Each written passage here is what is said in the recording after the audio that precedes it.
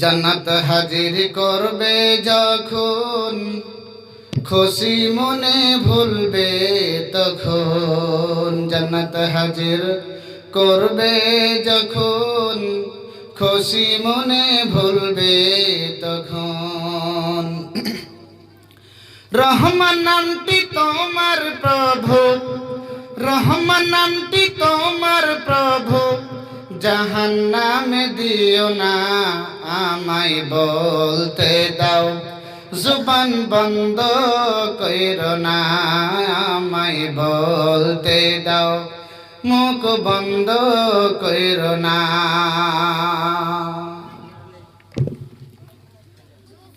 সমস্ত প্রশংসা ও গুণগান সেই মহান আল্লাহ রাব্বুল আলামিনের জন্য, যে মহান আল্লাহ পাক আমাদেরকে পৃথিবীর বুকে সৃষ্টি করেছেন। তার প্রশংসা করে, গুণগান করে, হামদ সানা করে আমরা কেউ শেষ করতে পারবো না।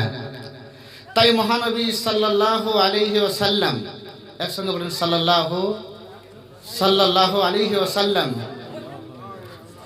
আল্লাহ নবীর নাম আসতে গেলেই সাল্লাল্লাহু আলাইহি সাল্লাম দরুদটা পাঠ করতে হয়।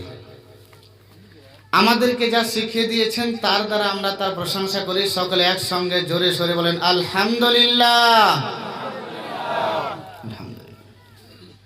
দরুদ ও শান্তির ধারা বর্ষিত হোক প্রকাশ্য রাসূল বিশ্বনেতা সর্বশেষ নবীর উপর ও আল্লাহর নেক বান্দাদের উপর। পড়ুন আল্লাহুম্মা সাল্লি আলাইহি আল্লাহুম্মা বারিক আলাইহি। শ্রোতা মণ্ডলী, আমরা অনেক আলোচনা শুনলাম, অনেক কোরআন থেকে দলিল দিয়ে, হাদিস থেকে দলিল দিয়ে জান্নাত কি জিনিস, জাহান্নাম কি জিনিস, কোরআন কি জিনিস, এ নিয়ে বিভিন্ন রকমের আলোচনা শুনলাম। এর আগেও শুনেছি, এখনো শুনলাম, পরবর্তীও শুনব। তবে যদি আল্লাহ বাঁচিয়ে রাখে তো নিশ্চয় শুনবো, আর না বাঁচিয়ে রাখলে কবরে জবাব দিব যে কি শুনলাম আর কি আমল করলাম। তো আল্লাহ রাব্বুল আলামিন কুরআনুল কারীমটাকে যখন পৃথিবীর বুকে পাঠান, তখন ওই কোরআনের আয়াতগুলিকে আল্লাহর নবী আবৃত্তি করছিলেন, তেলাওয়াত করছিলেন, পড়ছিলেন। সাহাবা বর্গদেরকে সেই কোরআন আয়াতগুলি শোনাচ্ছিলেন, মুখস্থ করাচ্ছিলেন, কোরআনের শিক্ষা দিচ্ছিলেন। তো কাফের বেঈমানরা এটা পছন্দ করল না। কাফের বেঈমানরা চায় কি,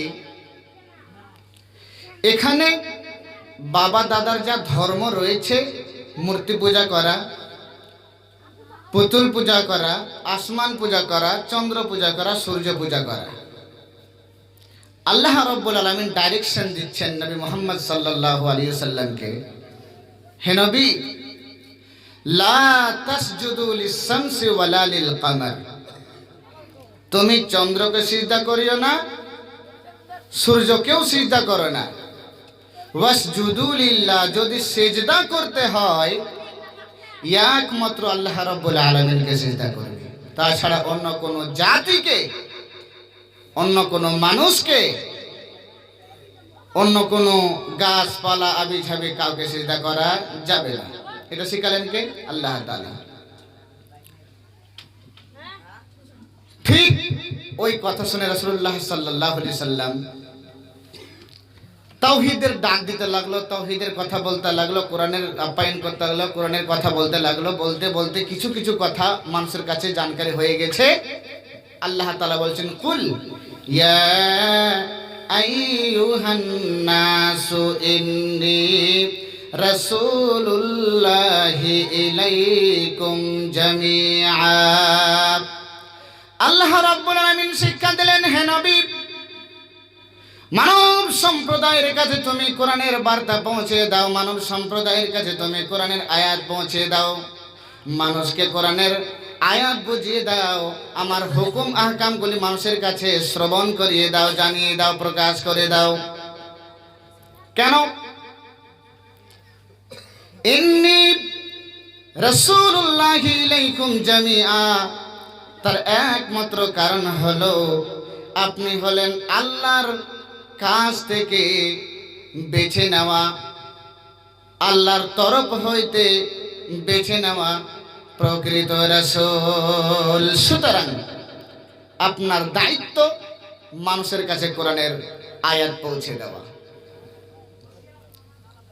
কিন্তু কাফির বেঈমানেরা এটা পছন্দ করে না যে কোরআনের আয়াত মানুষের কাছে চলুক।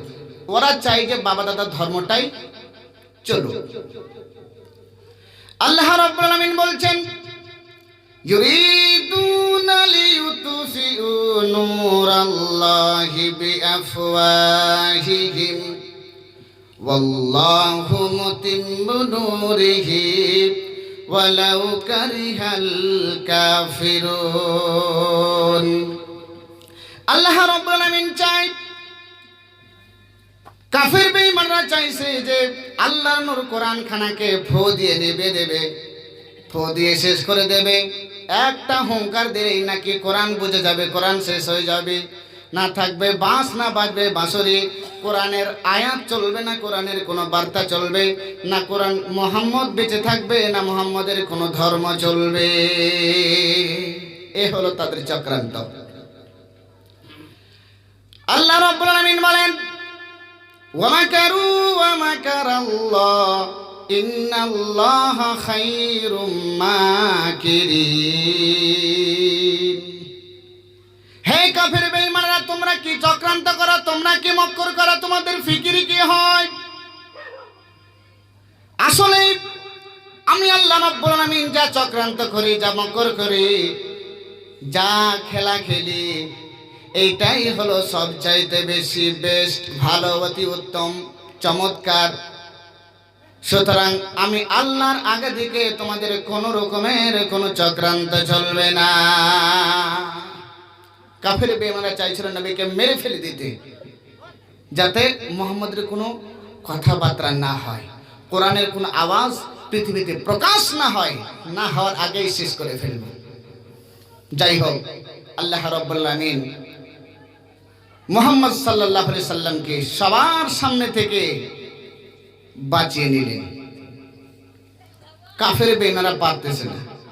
আল্লাহ যার প্রতি হেফাজতকারী, তাকে কি পৃথিবীর কোনো এক বান্দা, কোনো এক মানুষ কি সারা পৃথিবীর মানুষ মিলে কি তাকে দাবাতে পারবে? ক্ষমতা আছে? কারো ক্ষমতা নেই। যাই হোক, আল্লাহ রাসূল মুহাম্মদ সাল্লাল্লাহু আলাইহি সাল্লাম আস্তে আস্তে আস্তে আস্তে কোরআনের আয়াতগুলি পৃথিবীতে নাজিল হলো। তারপরে মুহাম্মদ সাল্লাল্লাহু আলাইহি সাল্লামকে বলছে, মুহাম্মদ,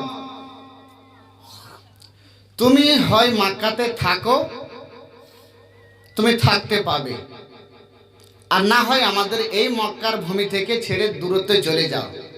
কেন? তুমি যদি এইরকম কথাবার্তা বলো, অভদ্র কথা, অকক্ষ কথা, এই কথা মানাই না। আমরা বাবা দাদার ধর্মকে মেনে আজ পর্যন্ত আছি, আর তুমি নাকি এই ধর্ম চলবে না, নতুন ধর্ম আবিষ্কার করো। মুহাম্মদ, তোমার এই ধর্ম চলবে না। নতুন ধর্ম যদি প্রকাশ করতে হয়, এই দেশ থেকে তোমাকে বিতাড়িত হতে হবে। তারাও করব। কাফির বেঈমানরা চক্রান্ত করলো। কাফির বেঈমানের চক্রান্তটা আল্লাহ রাব্বুল আলামিন সূরা ইব্রাহিমের ভিতরে তুলে রেখেছেন। আল্লাহ তাআলা বলছেন যে তোমরা যতই বেয়াদবি করো না কেন, আমি মুহাম্মদ সাল্লাল্লাহু আলাইহি সাল্লামকে ওখানেই রাখবো যদি আল্লাহ রাব্বুল আলামিনের প্রতি, আমার প্রতি বিশ্বাস স্থাপন করে থাকে। তো ওরা এনআরসি করেছিল, এনআরসি করে রাসূলুল্লাহ সাল্লাল্লাহু আলাইহি সাল্লামকে হাঁকাইতে তাড়াইতে চাইছিল, কিন্তু হয় নাই।